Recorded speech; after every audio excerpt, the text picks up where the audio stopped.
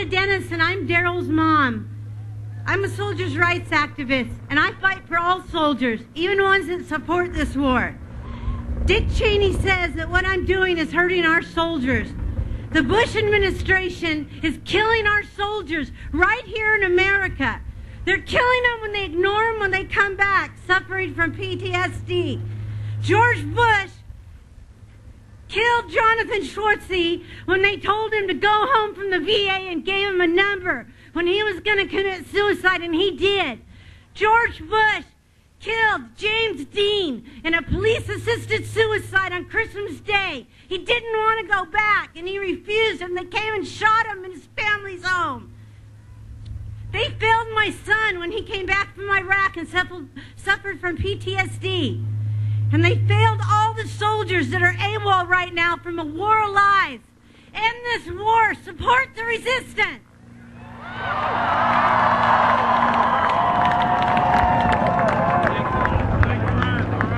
Let's thank these heroes who are standing up for everyone.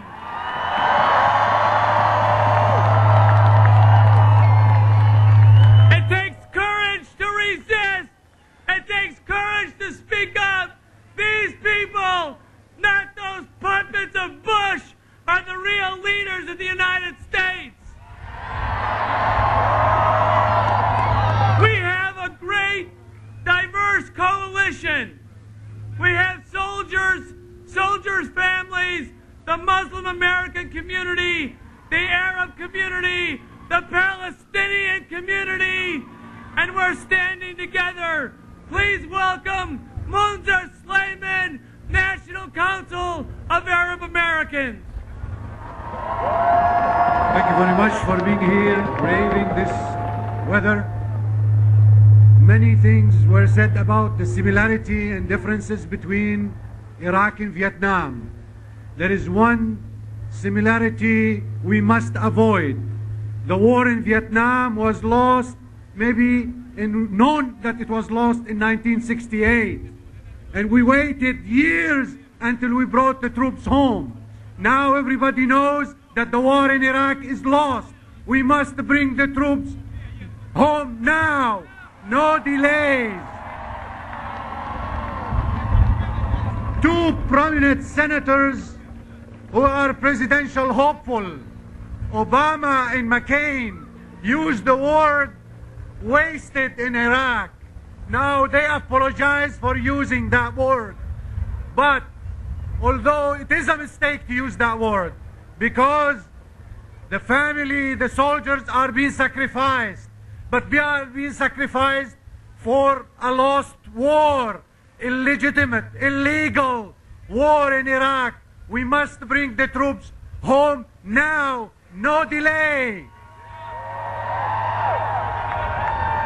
Everybody is saying there is no military solution to this conflict. So if there is no military solution, why we are surging more troops there?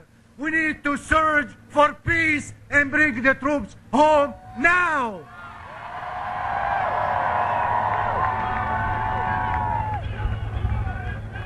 Arab Americans, Muslim Americans are part and parcel of the fabric of this society, despite the intimidation, despite the detention, despite living in concentration of fear. We are with the American people and with Iraqi people, expressing the will of the Iraqi people who are against the occupation, or who wants the occupation to end now. So we call on all peace-loving people to support the Iraqi people in their struggle for a free, united Arab Iraq.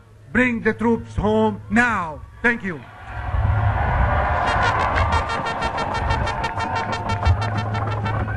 Our next speaker to speak out against terrorism, murder, and violence all over Latin America is Eric LeCompte from the School of America's Watch.